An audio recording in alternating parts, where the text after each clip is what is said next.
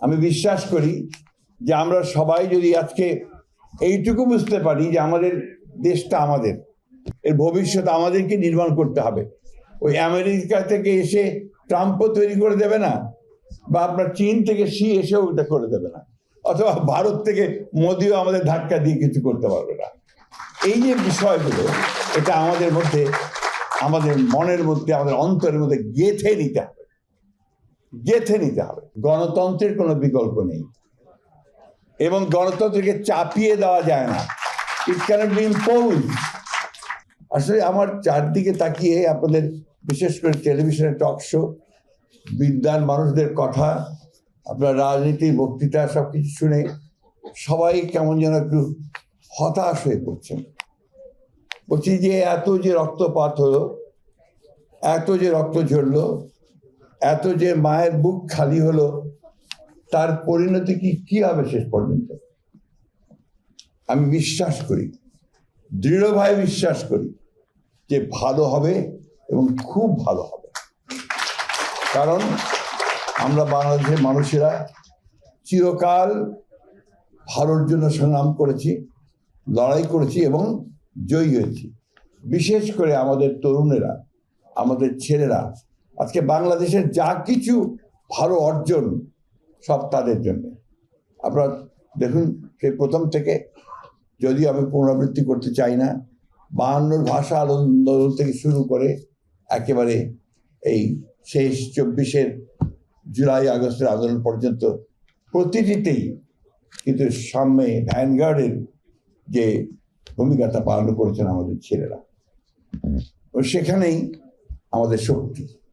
আর শক্তি আমাদের সেই মানুষগুলো, যে মানুষগুলোর কথা কিছুক্ষণ আগে রাশেদ তিতুমির বলে গেছেন, যেটা আজকাল আর কেউ আলোচনা করে না অনেকেই, ওয়েলফেয়ার ইকোনমিক্সের কথা। যাদের জন্য কথা বলা দরকার, সে আমাদের খেটে খাওয়া মানুষগুলো, কৃষক, শ্রমিক, মেহনতি মানুষ।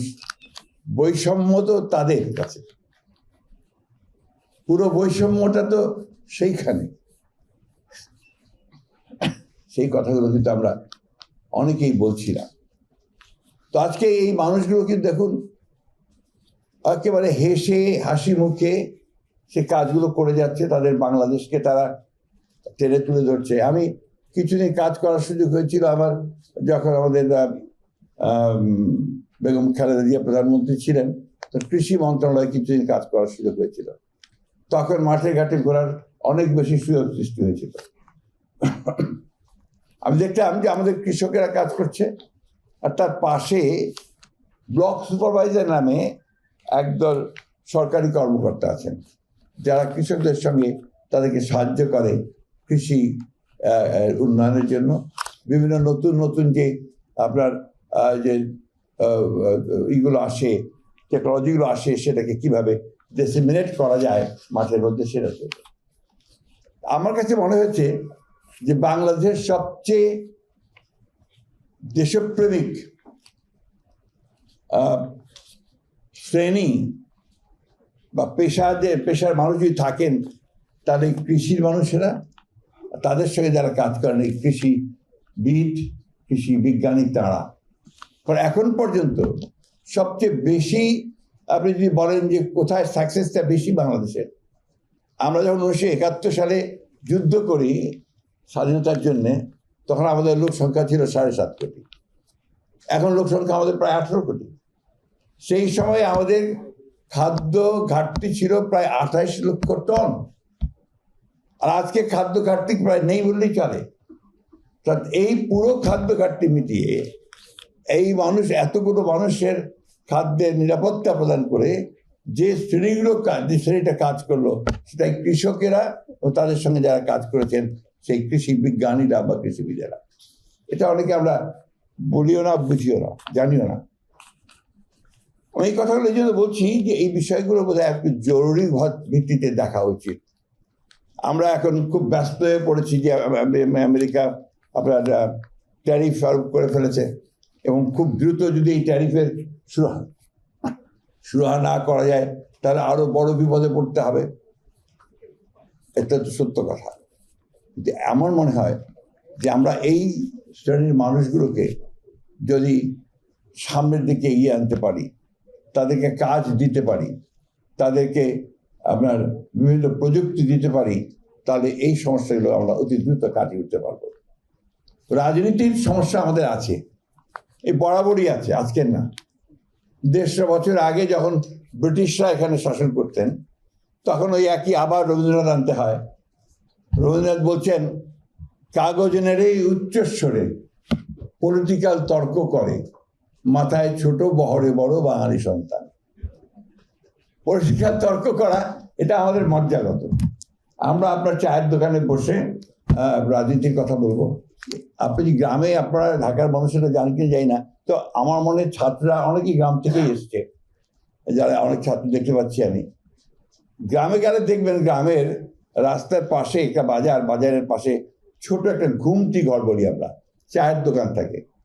সেই ঘুমটি চায়ের দোকানে আপনার লাল চা কেউ চিনি দিয়ে খান, কেউ দুধ দিয়ে খান, বলে দেয় আবার এই একটু মালাই মেরে দিও। তো ওই দোকানটা থেকে দেখবেন দুটো ভাগ হয়ে আছে, দুটো বেঞ্চ আছে। একটা বেঞ্চে আওয়ামী লীগের লোকেরা বসে, আরেকটা বেঞ্চে বিএনপির লোকেরা বসে। আমি সত্য ঘটনাটাই আপনাদের সামনে বলছি।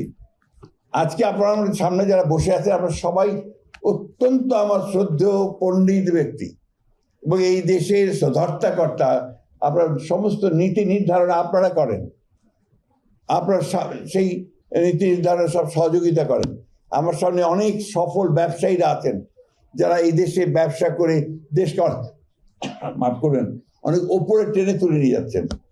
কিন্তু যে মানুষগুলো ওই গ্রামে একেবারে রৌদ্রে ঘামে ভিজে কষ্ট করে যে ফসলগুলো ফলাচ্ছে, কাজ করছে, যে শ্রমিকটি, মহিলাটি, মেয়েটি, সেই আপনার সেই গার্মেন্টসের ফ্যাক্টরিতে গিয়ে মাত্র 15,000 টাকার বেতনে যে কাজ করছে, তাদের কথা আমরা খুব চিন্তা করি না।